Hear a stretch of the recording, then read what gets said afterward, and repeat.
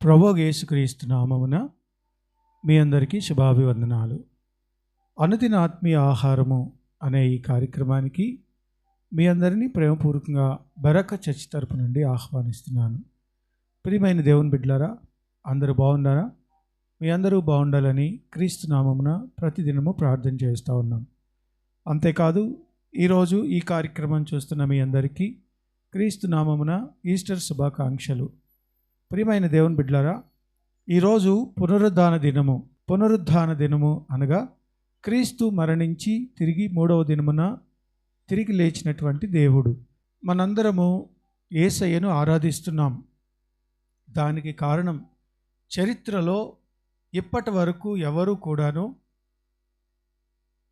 మరణించిన తర్వాత తిరిగి లేచినటువంటి సందర్భాలు లేవు, తిరిగి లేచినటువంటి దాఖలు లేవు.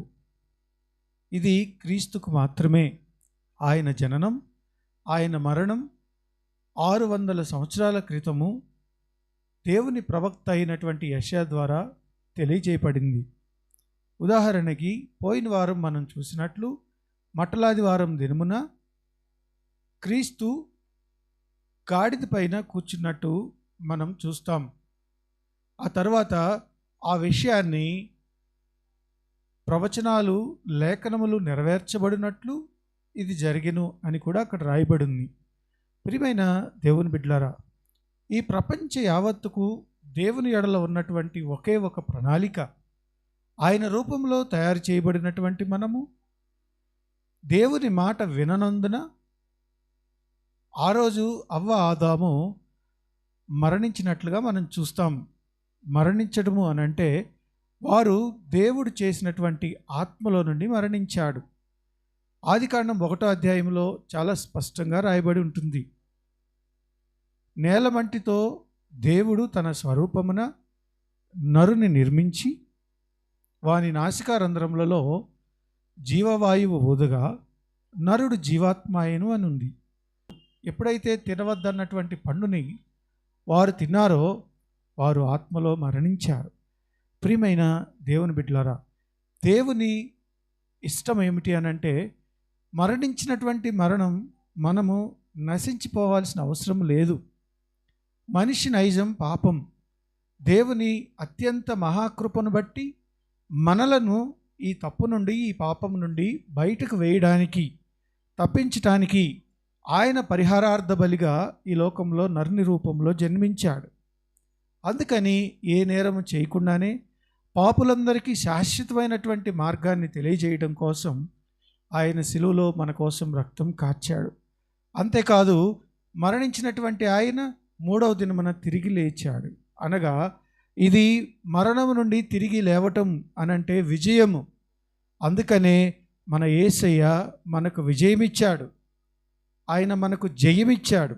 ఆయన ఇచ్చినటువంటి రక్షణ జయము, పాపాన్ని జయించేటువంటి శక్తి మనకిచ్చాడు. ప్రియమైన దేవుని బిడ్డలారా, గమనించండి, ప్రపంచంలో ఎంతమంది మరణించారో వారి సమాధులు ఏవి కూడా ఖాళీ చేయబడలేదు. క్రీస్తు మరణించిన తర్వాత 3వ దినమున అక్కడ ఉన్నటువంటి తల్లి, అలాగే కొంతమంది వారు అక్కడికి వెళ్ళినప్పుడు ఆ సమాధి ఖాళీగా ఉన్నది. మొదట వారు కలవరం చెందారు. అయ్యో, ఏమైంది? సుగంధ ద్రవ్యాలకు పోయటానికి తీసుకొచ్చినటువంటి ఈ క్రీస్తు శరీరం ఏమైంది అని వారు కంగారు పడుతున్నప్పుడు దేవుని దూతలు వారికి తెలియజేశారు. వారు వెళ్ళి శిష్యులకు తెలియజేశారు. వారు వెళ్ళి అనేక మందికి, సుమారు 500 మందికి ఈ విషయాన్ని తెలియజేసినట్లుగా మనం వాక్యం సెలవిస్తూ ఉంది. కానీ వారు నమ్మలేదు, వారు మర్చిపోయారు. ఆఖరికి దేవుడు మహిమా స్వరూపు అయి పరిశుద్ధాత్మ వలన వారందరికీ ఆయన తను తాను కనపరుచుకున్నాడు. అప్పుడు నమ్మారు. ప్రియమైన దేవుని బిడ్డలారా, క్రీస్తు మరణించిన మాట నిజం, సిలువలో రక్తం గార్చినటువంటి మాట నిజం, పాపుల కోసం ఆయన ప్రాణాన్ని త్యాగం చేసిన మాట నిజం. అంతేకాదు, తిరిగి లేచి మనకు మరణము పైన జయమిచ్చాడు. దీని సాదృశ్యంగా మనందరం కూడా కొద్ది దినాల్లో ఆయన దగ్గరకు వెళ్ళాలి అనేది ఆయన ఇష్టం. మనము మరణించిన తర్వాత క్రీస్తుతో కలిసి ఉండాలి శాశ్వతంగా ఆయనతో ఉండాలి అనేటువంటిది ఆయన కోరిక. ప్రియమైన దేవుని బిడ్డలారా, చూడండి, లూకాసు వార్త 24వ అధ్యాయం అంతా కూడా ఆయన మరణించిన తర్వాత తిరిగి లేచినటువంటి పరిస్థితులు అక్కడ చాలా స్పష్టంగా రాయబడ్డాయి. దేవుడు కోరుకుంటున్నది ఒకటే, ఆయన రూపములో జన్మించిన మనం ఆయన వలె నీతిమంతులుగా తీర్చబడటానికి, మనలో ఏ పాపం లేకుండా ఉండటానికి, మనం చేసినటువంటి పాపాలన్నిటినీ క్షమించటానికి ఆయన మనకు జయమిచ్చాడు. మన పాపాల కోసం సిలువలో రక్తం కార్చాడు. మన మరణం నుండి తప్పించటానికి ఆయన జయమిచ్చాడు. కాబట్టి మన క్రీస్తుని మనము నమ్ముదాం. దేవుడు కోరుకున్నట్లు మన ఆత్మీయ జీవితాలు కట్టుకుందాం. దేవుడు అటువంటి గొప్ప కృప మనందరికీ దయచేయునుగాక.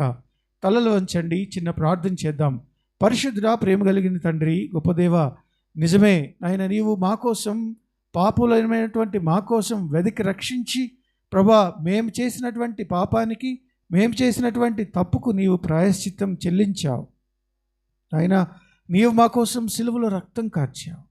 నీ కృపను బట్టి, నీ దయను బట్టి, నీ మరణం ద్వారా మాకు శాశ్వతమైన జీవాన్ని ఇచ్చావు. నీకు వందనాలు. అంతేకాదు నాయన, దాన్ని నమ్మితే పరలోక రాజ్యానికి వారసులని చెప్తా ఉన్నావు.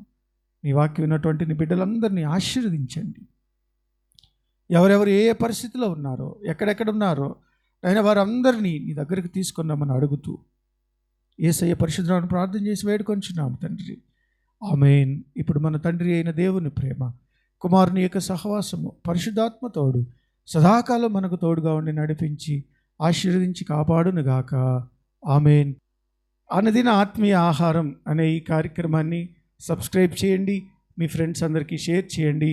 అంతేకాదు మీ ప్రార్థన అవసరతలు ఈ క్రింది నంబర్కు తెలియచేయండి. దేవుడు మిమ్మల్ని దీవించునుగాక. ఆమేన్.